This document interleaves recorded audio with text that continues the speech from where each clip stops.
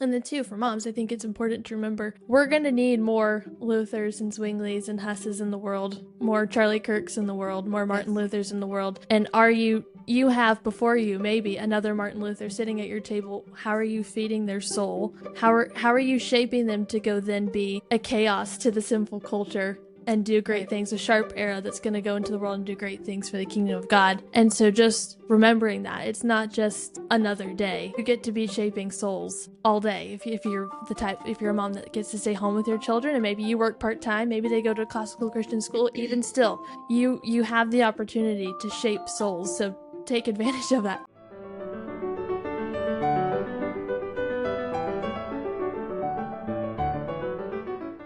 All right, hello everyone, and welcome back to the Feminine Glory Podcast. I'm one of your hosts, Lydia Edmonds, and I'm joined by my wonderful and delightful co-host, Esther Edmonds. Hello, everyone. And we have a very special few topics on the podcast today, so let's get right into it. Alrighty, first of all, Lydia, how you doing? So great, thank you. And busy with lots of jobs, kind of side jobs. It's like diversified way of getting an income, and then just projects and creativity and all that. So flowers has been a big part. We did a floral workshop here at our house, which was so fun. A sweet friend from our church where we're going suggested it to me many months ago, and then we finally got a date nailed down to get it done. Which I meant, well, okay. It wasn't just like though that like the one suggestion. There had been multiple hints laid down to you beforehand. Wow. I feel like the group has been just aching for you to finally do a floral workshop, and it took someone to be like, I'll plan it if you just be there. For you to finally agree, which I mean, I appreciate the humble spirit, but this has been, I feel like you're shooting yourself short a little bit. This has been by popular request of many souls. Well, and I'm glad it happened because it was loads of fun. And you and our mom played a big part in that. We did an English garden party theme, and we wanted to have it outside, but the rain kept us in. But it worked out in the end, and just to kind of have the sweet time of fellowship before, and then also just to be able to create with so much beauty. Like there really is almost like a magic when you're working with flowers, and it's ultimately all the Lord and his wonderful creation. But it's such a cool experience because you take like what Edith Schaefer would call the raw materials that God has given you, and you turn it into something beautiful, and seeing people get excited about that, their personalities shine through and what they made. It was just loads of fun. And also just, it was a wide range of ages. And that was super cool to see how different people responded and took it in a different way. And to see people that you're like, oh my word, you're so artistic. Like I didn't even realize, but look at this masterpiece you've made here. And so it was just absolutely loads of fun. Yeah. And I feel like, especially with flowers, you're kind of giving an order to the chaos. Yeah. Of like, you know, you have a bunch of just separate individual pieces of flowers just lying there on the ground, or hopefully in a bucket with some water. And then you take that and you bring order, and in that order there's beauty. Yeah. And that there really is an art form to it. Like I know, like just taking different bits and pieces from so many people that have taught me via online classes and whatnot. It's just neat to see, you know, that there really is, by following a few simple steps, but then not like copy pasting too. Yeah. Like letting your personality shine through. Like once again, something Edith Schaefer talks about, it's an expression of yourself. And I think that is so fun. But not in the sense of like, so just because I feel like this could be taken the wrong way. It not in the sense of like expressing yourself to where beauty is relative. Beauty is very much objective, which I believe that you made that very clear in the talk. It was beauty is objective. Our God created things that are beautiful, so he's the standard. What he thinks is beautiful is the standard. And in light of that, and in light of those boundaries, now you have the freedom to take your personality and flesh it out into something beautiful, just given the boundaries that you've like for instance, you know, I didn't know about the bride as a, like, referring to a flower as a bride in the bouquet, in the arrangement, or the gate crasher or the bridesmaid, but you could watch it all click with the individuals doing the arrangement, and it was very neat to see to where they took that. And I think this is ultimately like the job of women making things beautiful is Mhm. take the materials, take the boundaries that you've been given, and now make that into something beautiful, and but beautiful, and then it has your own personality on it, your For own sure. spin on it. And I it was really fun to see all the different personalities flesh out. It was Yeah. a very fun thing to witness. Yeah. Well, how are you? What have you been up to? Good. Yeah, same as you. A lot of odd and end things going on here and there. That's taking up a lot of my time at the Mhm. moment. But then also, I guess as far as my business goes, I'm still working on the website. Still, it's funny. I the even though the website is not up yet, there's been other in person buys that so the inventory is slowly dwindling. So I'm kind of like, in order to launch the website, you got to get the inventory back up and get everything finalized on that. So I think it'll just require a few late nights here and there. And then I'm also working on, we're hosting a party coming up. So I'm working Mhm. on making banners for that, and then runners um, and napkins. So I'm yeah, excited to see. fun work. Making a super long runner, right? Yes, out of scraps, which I am also very happy about because I have been, I don't know how to say frustrated, but I have been maybe irritated a little bit at Okay. the scrap bins that I have downstairs that I have not been able to use yet. Okay. Um and because I for one, I simply haven't had the time, and for two, I didn't know what to make out of it yet. And so this whole all the products getting made for this event are all out of scrap fabric that I've had, and it's beautiful scrap fabric, and so I'm That's excited to use fun. it. It's making me happy. Yeah. I'm excited to see it all put together. I think it'll be really fun and colorful, which I'm excited Okay. about. So, which goes with the theme of the party. Yeah. So it's very exciting. And I've learned some new things along this journey of making more with the banner. But it's been fun. Awesome. It's been some fun projects. And I've had lovely recruitments come in and help me out. It's just payback for all the times you helped me with big events. Yeah. Uh, No, it's been fun. It's been good. So, yeah. So, what do you want to talk about today? all right, we are going to be talking about the Reformation. So, a way that we kind of think about the Reformation is Reformation Day is October 31st. Mm-hmm. Most people that not within the Christian culture would notice that day as Halloween, but for those of us that know the tales, it's October 31st is the day that Martin Luther nailed the 95 Theses to the church door in Wittenberg.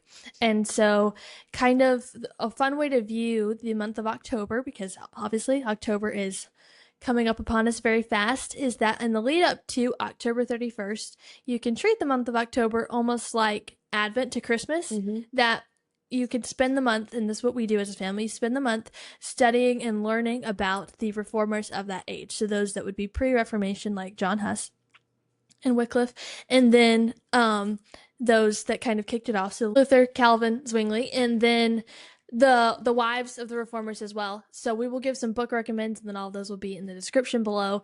But yeah, so why don't you talk about how it kind of started for us as a family, like for those of younger kids, because it really has evolved as we've gotten older.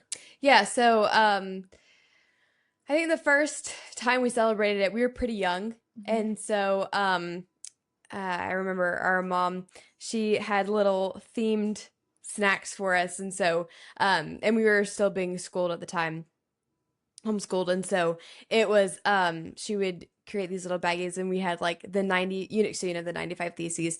But she turned it into the 95 Reese's. Yeah.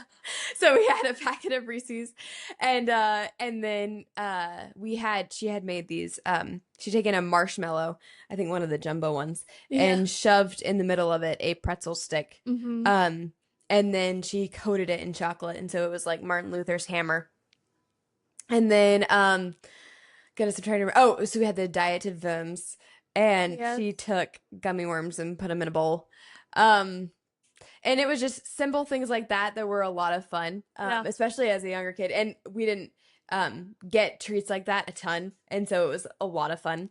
And then we we watched the Martin Luther Torchlighters. Yeah, The that's Torchlighters right. were a big one. And then, which I mean, now there's obviously some uh, incorrect things in the Martin Luther Torchlighter. Just as a Hmm. side note, if you're going to watch that, there's some not that it's a bad thing. I'm just saying the story isn't entirely accurate. Facts are exactly. Yeah. That's what you're saying. Yeah. Okay. But it's still a good if you want to give your kids a generic idea of what Martin Luther's life was about. It did a pretty good job. And then she would, leading up to it, which getting into what we're talking about, read a book, which I'll go ahead and give one of them I'll while we're on Martin recommend. Luther. This Martin Luther book, and it's Christian Biographies for Young Readers. It just is a small book for kids talking about Martin Luther and his life. It has different pictures in it. This one was a really good one. And I remember we would have bar time, and especially leading up to the Reformation, she would read to us books like this. And sometimes, it's hard to keep the attention span of littles. And so sometimes we would just sit still and listen, and sometimes she would tell us we could color, but we had to color what she was talking to us about. And so we would sometimes draw. And this is just a really great way to connect with your kids and to read to them about the Reformation and tell them why it's important. So I would definitely recommend that book. And then to be familiar, about the stories of the reformers. And also it just creates another level of I guess the relationship between a mom and her kids only compounds upon and adds to that koinonia fellowship when you take the time to actually look them in the eyes and read to them and explain a story to them. Those things, going with Rebecca Merkel's quote, creates loyalties that run deep. Like Mhm. that I feel like if you were to ask any of us four kids, what sticks out to us as far as our childhood, I'm pretty sure that one of us is going to say, or probably all of us, bar time, which is what we called it. And that was where our mom would take the time and read to us. And there were a lot of great conversations that happened around the bar time. Yeah, there were. Yeah. Reading to your kids is definitely an important one. And especially around months like this, just remembering the important stories, and it is important to read good stories, and that's shaping your kids. Right. So it started with Luther. Oftentimes it's what we were little, we just focus on him, and then how did that evolve as we got older? Yeah, so then it transitioned to then we started dressing up as the reformers. We'd come to the dinner table dressed up. Dad rocked it with his Pope costume, blew everyone else's costumes out of the water. Thanks, Dad. With his baptismal robe. I feel like that was kind of cheating though, because the whole robe was already constructed for him. We were working on rags and, tablecloths and sheets. Hey, it forced us to be creative and use yeah. our imagination. So, Elijah, I will say that the boys already, I don't know if they bought a monk costume. Or was it their hobbit costume? No, it wasn't their hobbit costume. What did they? Oh, they had a monk costume. Yeah, so they go. And so we were out of our league, let's say that. Yeah, but we would dress up and then come to dinner as the person, we dressed up. So we would pick, either a reformer's wife or just a single person at the time who had great influence during the Reformational period. And then you would have facts written out on a paper about who you were, why you chose that person, and then what was significant about them. And then we would sing "A Mighty Fortress Is Our God," and then a German meal. I was just thinking of, didn't Elijah tape on a white sheet of paper, he took a tan crayon and just scribbled over the whole thing, and then to have the monk haircut but without actually cutting his hair, didn't he tape over his hair and on his sides? I don't know. I think he did do that. So because he wanted to step it up a level. Yeah, for sure. I think he won with that costume, actually. Yeah, I do remember whatever year he was Martin Luther, it was it was very epic. I think it was a unanimous vote. He was the winner. Yep. Martin Luther. Pretty much unanimous. Totally. Yep. Yeah. So it was Dad and then Elijah. And I don't remember everybody else who won, and then Mom would, as we were transitioning from young kids to then older kids, would do like a word Scrabble Yeah. on key Reformation words, which could get very intense with the German words if you wanted it to. But Yeah. no, and then we'd as kids, leading up to it was just nostalgic, so we'd sometimes still watch the Torchlighters, Mm-hmm. mainly the one with Martin Luther. But then yeah, there was other books. Do you want to recommend one of Yes. your books? Okay. So a great one would be just in general. So when we were young, we focused mostly on Martin Luther, and as we got older, we were able to understand more and just kind of the whole Reformational period. We got into others. So this one is Reformation Heroes. So it has those that would be the pre-Reformation era and then during, and then I think there's some that are post-Reformation. So these are a bit longer. I'd say, a bit, I guess, weightier and all of that, but it's still really great divided by chapters. There are some pictures in here. It gives the dates of the time that the person lived. So this is another really, really great one that you could take and divide up between the weeks leading up to October 31st. And if you're listening on Apple Podcasts, we're showing the books yes, on YouTube. If you can watch us there, or we'll put the link so you can look at all the books there. But absolutely. And then I feel like it's also important to note that she would not, these books that we're recommending, she would read to them by chapters to us, especially because like this one that Lydia has holding up right now is divided by different People. reformers. Yeah.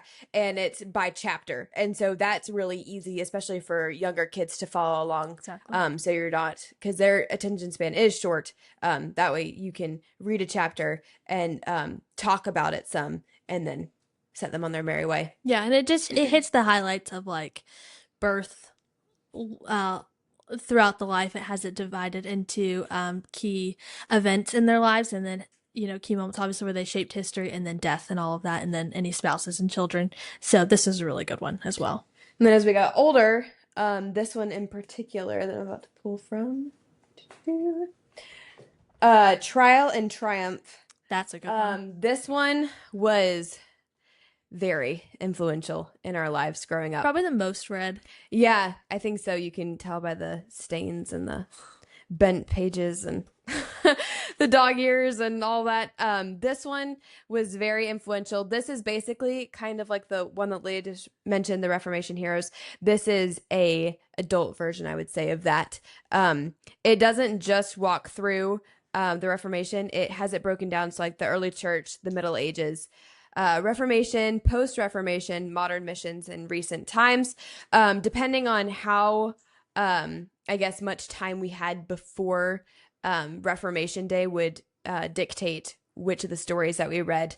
Sometimes we would just pull it out depending on how the year had gone, especially as we got older and all of us had a lot more school to handle and a lot more. We also had jobs to keep up with.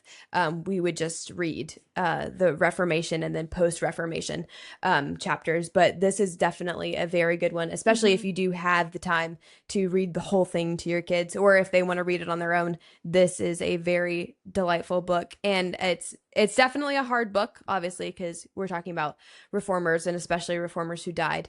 But it has faithful men and women in this book, and it is published by Canon Press, and it is a very good book. So I highly recommend. Trial and Triumph has been one of our favorites. So yes, that is a good one. Another one would be, I have a couple here. So another one would be Radiant, which is kind of the female version of Trial and Triumph. So it walks through pretty much the same periods. You'd have the early church, and then pre-Reformation, Reformation period, and then post-Reformation. Just absolutely amazing.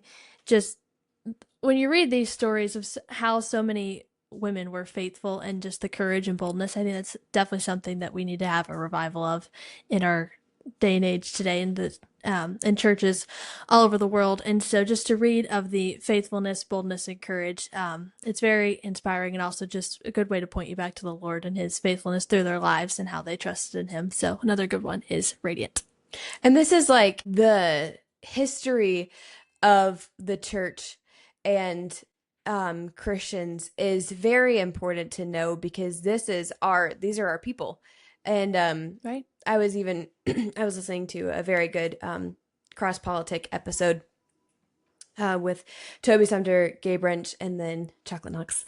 And they were discussing Toby Sumter and Gay Branch had recently gone to Israel, and they were talking about the significance of that. And I highly encourage going to listen to it.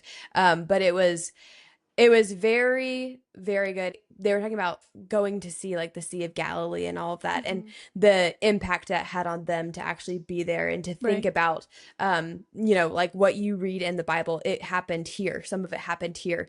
And why should, some people might be like, well, that's overly dramatic. And then it's like, well, why should we care? And Toby said to them that it was like, well, it's our people. Like, this is our history. And so this, especially the Reformation, which oftentimes just gets overlooked, this is the time to celebrate courageous men and women that died for the faith. And these are the types of stories that you want your children to grow up hearing. Right. And if you think about it too, I mean, through the faithfulness of so many of these men is how we have our Bibles today, that like Absolutely. God had ordained that through that them, are just collecting dust right now on the shelves. Right. It's like through them and their faithfulness and their willingness to make a stand, that's how you have the Bible in your own language in your hands today. Right. Where people during that time didn't have it. Quick, easy access to it. And so like, I mean, now you can have like 5 different Bibles that you personally own. And especially now, like growing up. So we do, and I know we've mentioned this on the podcast before, but a chronological reading through our Bibles. And when you celebrate the Reformation like this and you read all these different stories and you hear how much they had to risk trying to translate the Bible into English, and then you sit down in the morning to read out of that Bible, and you think through just the stories in it and how much, like, just the gratefulness, how God used these individuals to preserve his word like he promised to do. And then you sit down in the morning to go and read it, and it adds a gravitas to reading your Bible reading, because you're like, people have died so that way I could sit here right now in the morning in peace and read my Bible. And I don't, because and it's like, and at the same time, they were constantly afraid that the translation, if it was found in their home, that they were going to get killed and burned at the stake. And you can sit down in the morning in the US and just read your Bible and not be afraid that someone's going to break down the door. Right. And burn you at the stake because you had an English Bible. Right. And it adds a level of gravitas to and a sobering mindset and a gratefulness. It really does put things into perspective for you. Yeah. And then this is going to tie in. This is another book, Reformation Women. This is a great one, kind of singling out women who aren't so well known in the Reformational age. Like, most of us, I'd say, would know about Catherine Luther, but, we don't all know about Zwingli's wife. And so it just kind of highlights women. This is my first time actually reading this one, and I'm partway through, and it's so far so great. I love it. But then learning about, like, one thing that the author points out in the preface that was kind of like, if you look at how they made a difference, it was the everyday faithfulness.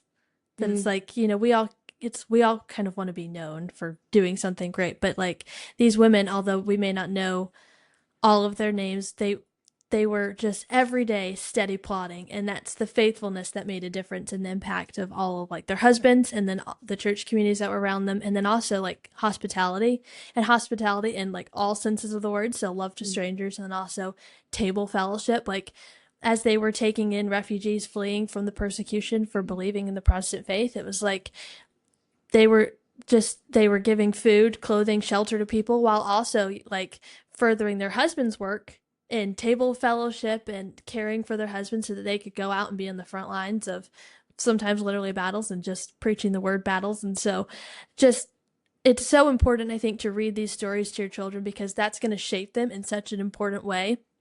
And then also, this was a big part of church history, how we have our Bibles. And I think it's important, like, for one, God ordained it, so it's important. We should know it, learn these stories. It's part of the history that God ordained. And then two, a way of honoring them and like have the legacy of them and like the faithfulness. Just, it's so important to teach these to your children. Absolutely. And along with that line, especially regarding the women, there's this great book by Elise Krapititz, Popes and Feminists, How the Reformation Frees Women from Feminism. This is an incredibly good book. so it says in the back, which is actually, I think, very profound, especially in this day and age. Before the Reformation, and the eyes of the Roman Catholic Church, being a wife or mother was not a holy vocation. And so it talks about how women's roles were viewed then, and how that has changed in our day. And then it just walks through amazing stories of women and their courageous faithfulness, and a lot of what you're talking about, especially behind the scenes. And I think one of the things that really struck me about that was, like you're saying, they just did the quote unquote mundane um, duties day in and day out. And yet now we look back and their faithfulness is like, you're like, wow, and they were just waking up and it was a normal day for them. And the love that they had for their husbands and respect that they had for them.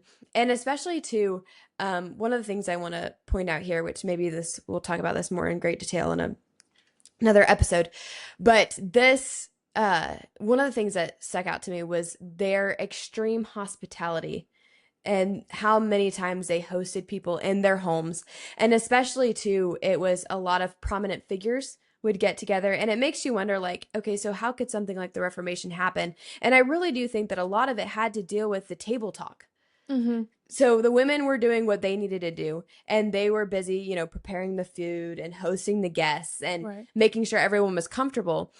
And in turn, what it left was a bunch of people around the table talking through their ideas of what was their next move. They were game planning, so to speak. You know what I mean? Like, what was their next move? What are the problems? How can we solve this? What can we do day in and day out? And what that creates is then, especially too, when the women do it, they're faithfully doing, and they make the table a joyful place to be and a comfortable place to be, Yeah. and a welcoming place, then people stick around longer. They enjoy themselves, and they have a certain comfortableness to share their ideas, their opinions, and their thoughts. And then in turn, the women hear what's being said at the table, and then they're hearing what their husbands are talking about. They're hearing what they have to say, their opinions on a certain topic, on a certain subject. And then they know what their husbands are doing, what their Right. plans are, what their goals are, and they can help them further in that. And then too, especially when multiple families get together and they discuss things and they take the time around the table to talk and to look at one another in the eyes and to bounce ideas off of one another, then that creates a culture where several people are on the same page, Yes. knowing exactly what each other is thinking, know exactly what each other is doing. The families are tight knit on the same page. The neighbors are tight knit on the same page. And it's like everyone is moving in the same direction. Yep. And it's all because of table fellowship. Yeah. And ultimately, the faithfulness of the men learning what they need to learn, in order to discuss that, in order to lead their wives, in order to lead their communities, and then the women making sure that they're doing their job. Yeah. So that way the men feel like they can do their job. Like, okay, the home is taken care of. I know my wife is going to do a good job with our kids. I know that my daughters are going to be faithful in their activities. I know that my sons are going to be faithful in their activities because, ultimately the wife is overseeing everything, and she's, making sure that everyone is doing their job, including herself. Yeah. And the husband is making sure that he's doing his job. And so that way everyone is at high efficiency, high productivity, and then they can all move together. And then ultimately, if you have several families doing that, then, like, again, what Rebecca Merkel says, what's more unstoppable than a wave? Yeah, because if you think about it in terms of like a wartime situation, not, without hope, without joy, without feasting, but in the sense of each and every day you are fighting a battle. Right. Like, so coming back to the table is kind of like all right, we're gonna everyone get on the same page. We're gonna focus in, zero in on our mission, and then we're all on the basis of scripture, with the standard of scripture as our guide, headed towards, like what you were saying, the same goal. Yeah. And that is, I think, a super powerful thing. And if you look at like faithful Christians, faithful parents such as the Luthers, what was significant about them was their hospitality, the table fellowship. And that, if you think about that and how much of a difference that makes, and even how evil people would use that. I mean, they have meetings, they have times around the table where they discuss evil schemes. Oh no, absolutely. oh shoot, what was I reading? I was listening to there's a book on Canon Plus, Killer Angel. Oh yeah. And oh my word, it's such an enlightening book. Very Hmm. fascinating. But one of the things they were talking about is how Margaret Sanger would get together with the philosophers, and they would often hold these groups, these meetings where they would all get together and discuss Hmm. things. And they were all on the same page, on the same mindset, having the same goal in mind. Mm. And so you're like, so the enemy knows the game too. Right. And so that should tell you how important the table is. And, you know, it makes you wonder, like, why are we pushing so heavily, like, the phones and separation, segregation amongst the family? Of, like, Right. it shouldn't be common to, everyone disperse and get takeout food and go to your bedrooms or eat whenever you want and just fish for what you want for dinner, and everyone go to your rooms, and we all have our different separate things that we need to tackle. And don't get me wrong, there's a place and a time for that. Obviously, I'm not saying that takeout food is evil and then everyone dispersing is evil and eating alone is evil. I'm just saying that on a daily basis, you're losing that koinonia fellowship with your family. And ultimately, I think Sierra Wiley said this, that like people don't view the home as a place for productivity. They view the home as a place where I just go and I lodge there, I sleep there, I take time off there. And it's Mm. not, the home is a place of for genuine fellowship and productivity. Yes. Yeah. And it And overflows and then affects the community. and the table is a huge part of that. It is. And if you're not making the table a pleasant place to be, and if it's not a welcoming place, and if you're not doing it often, you're going to blink and be like, I don't know who I live with. Well, because you have to think about it really as like almost like an investment, because Right. on like the parent to child relationship, because for one, it is so important. You're investing in people that are going to live forever, so that is extremely important. And Absolutely. so, like, how are you feeding their souls? And then two, the eye to eye relationship, and then having a parent ask you, so how was your day, how are you doing? And then everyone being able to be like, okay, well, you've asked us to pray for this, we're going to pray for you, I'll check up partway through the week and see how we're doing, Yeah. like, it's just, you really are working on building such solid, strong biblical relationships there that are going to last and are going to accomplish something. Absolutely. And I think, I mean, even dad will gather around the table, and dad will still do it. And he's like, tell me one thing you learned this week. Tell me one thing that one thing that you learned about somebody else this week, one thing that you learned about God this week, and one thing that you learned about yourself. And I mean, even that just sparks great conversation, because, we're like, oh, I didn't know that you were struggling with that. And I didn't know that I'm so grateful that the Lord helped you with that. But man, I'm sorry, I'll pray for you next time. I'll, let me know and I can be praying with you about that. And, or just, praise God. I didn't know that was a particular, that I didn't know that was something you were praying about, but I'm praise God for the answered prayer. And, just, or just like of all the resources, we're constantly bouncing off like, hey, did you listen to this? Hey, did you read this? Hey, guess what I heard? And it's like, oh, I should listen to that. And then more often than not, it ends up in a table discussion because we all listen to it and then we bounce off ideas from one another Right. of how that impacted us. For sure.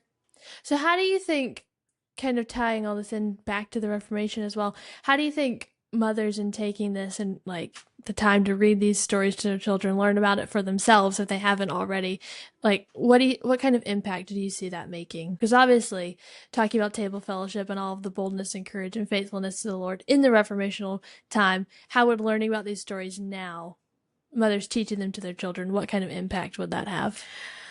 There are so many. But one of them I would say is that people reading good stories, learning about good stories, reading good stories, more often than not breeds good people Okay. in the world. And I think that one of the biggest things that has shaped us as kids has been the stories that we've been told growing up, and even our family's stories. Yeah. Of what God has done in their lives. Mm-hmm. And I think I just keep going back to the Israelites and how they stopped sharing the stories. Mm. And what happened was then you end up with a generations removed, and you have no idea what God said. Right. You have no idea what he's done for your family, you have no idea because they stopped sharing it. Right. And I think that it's very important, especially for Christians, to share the stories about their own lives, share the stories about just the incredible blessing that God has bestowed upon their family and the incredible stories that has just occurred in their families' lives. And these are people that are tied to you. You know what I mean? Like Right. there's a series of books being written and you're in that series. And how do you not know, as your story now is being written, what came before you? Right. And so How that sets the trajectory for where it's kind of headed. absolutely. And I think that just the kids reading stories, good stories, helps shape their future. So looking at the past helps shape the future. And I think that if I think that the good stories, especially regarding the reformers, helps them when they are, and we talked about this some with Gwen Newell in her episode, as she was talking about raising her son and how she tells him, like, you know, if he's having a bad attitude, it's like, you need to be like little blue truck.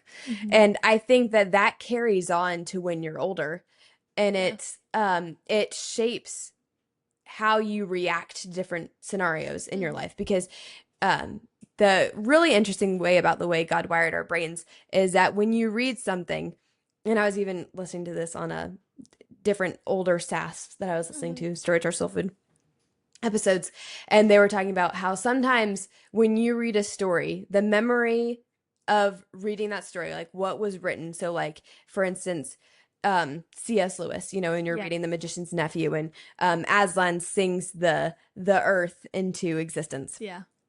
That particularly, like that memory, reading that can stick in your brain more concrete than any memory you have as an actual human being, like your own story. It sticks further in your mind. And I think that, like, there's something to why God does that. And I think that it's because then when you have particular moments, and this all happens, a Bible verse or a certain story or an event just comes back to your mind. And it really helps you to give a 30,000-foot view of, okay, what's my next move? Yeah. You know what I mean? Like, here's what happened. This reminds me of, or even as normal conversation, like we're doing now. It's like, this reminds me of this certain thing that I listened to, or this reminds me of this story that I read, or this reminds me to, and it's a song. You know what I mean? And it's like, there's a reason that happens. And reading about people who reacted well in certain scenarios helps you to react well in your own life. Sure. And I think especially too in a moment now where it's like, you know, in current events, Charlie Kirk just got shot and passed away, and he was murdered and assassinated. It was horrible. But it's reading good stories helps you to now react well in the story that you're living in. Yeah, and I think too, and especially with reading about the Reformation and all of these men and women, like you can see, and obviously as Christians, God has a hand in everything. He's orchestrated all the events that occur, but you see his faithfulness and his working throughout history. And it's like, even when you're talking about family stories, like through our parents, and then when they've recounted things, even when I maybe have been too young to remember it. And I'm like, wait, God has always taken care of us, and he will continue to take care of us. And you can see where he was at work in all of these moments. And so in this moment, I know I can trust him and I can move forward in hope and joy, because look at the past, look at what he's done, and he's been working. And then too, for moms, I think it's important to remember we're going to need more Luthers and Zwinglis and Husses in the world, more Charlie Kirks in the world, more Martin Luthers in the world. And you have before you maybe another Martin Luther sitting at your table. How are you feeding their soul? How are you shaping them to go then be a chaos to the sinful culture and do great things, a sharp arrow that's going to go into the world and do great things for the kingdom of God? And so just remembering that it's not just another day. Right. You get to be shaping souls all day. If you're a mom that gets to stay home with your children, and maybe you work part-time, maybe they go to a classical Christian school, even still, you have the opportunity to shape souls. So take advantage of that time. Yeah. Like if you look into the person's eyes in front of you, you're not the main character in life. You know what I mean? Like there is a story being written about you. There is a biography going to be written about your life. But you're not center stage. Right. And so you're in someone else's story. You're a side character in someone else's story. And it's like, what type of character are you going to be? And how do you know how to react, what type of character to be if you're not reading good stories, and especially stories like the Reformers. And, especially as you're looking into, you're having a conversation with someone, and if you just stop and think, like, imagine what it would have been like for the Reformers to hear how their friends were burned at the stake, to hear how they were brutally murdered, to hear all the wretched stories, and then to then like remember and recount what your conversations were previously with them. And, how many people would have thought, how many different things they would have said or done had they known. That was the last moment. Right. Yeah. And so it's like, you don't know what's going to come of the person in front of you. And so take the time to invest in them, to interact, to love them. And sometimes love is telling them the truth because, especially for moms, you don't know what you're raising. Yeah. You don't know who your child's going to be. And so it's like, how much more so. I think there was might have been in a what have you, and they were talking about maybe it wasn't, I don't remember. You can tell me if okay. You can correct me need be, but they were talking about how much different the parents would have raised their children differently if they had known that they were raising their children to go storm Normandy Beach. Oh, that was Indy Wilson. Indy. Mm-hmm. Sorry, Indy. It's okay. But it's ballpark. It's like, ballpark. Yeah, same family. But no, it's and that really, I remember that really struck our whole family because it is like, you don't know what you're raising, who you're raising, and so you better come out swinging. And I think too, an important note, just for women in particular, because this is a podcast for women, that reading those stories, in this book, Reformation Women, she talks about in the beginning, the preface, the author talks about how these women had a strong femininity, and so they were capable, they were strong, they were able to do great things, but yet they were still ladylike, and it wasn't like we're taking on a form of masculinity. It's like, no, still within, we are very feminine, but we are strong. And I think that's something we need to get back, is like, women are capable of doing so many great things, with the Lord's help and reliance upon Him. We are capable of doing so many great things. And so don't be it's going to be important to how you respond to situations. And so don't be a sensitive Sydney. Be a strong woman for the Lord. Yeah. And I want to tag on to here about talking about immortal souls. There's a quote here by C.S. Lewis from The Weight of Glory.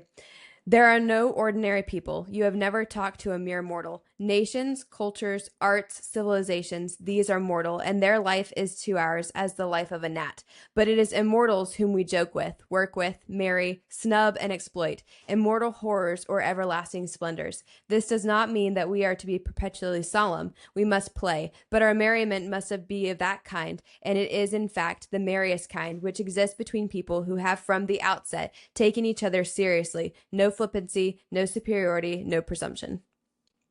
I love that. And I think that's how we need to approach the Reformation. Yeah. Taking each other seriously, realizing that these are immortal souls, and reading what happened to our fellow brethren and honoring them, and to take them seriously, and to glory in the fact that they're in heaven and we will get to interact with the greats.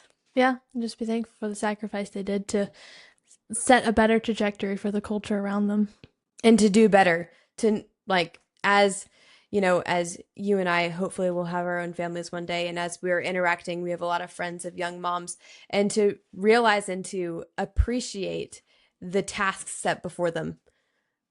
They have several immortal souls in their care every day, day in and day out, and we get to witness that, and be a part of that, be a part of a small part of the stories, their stories being written, and what kind of character are you going to be, but only because you know what kind of character you can admire and yearn to be because of the good stories that you've read.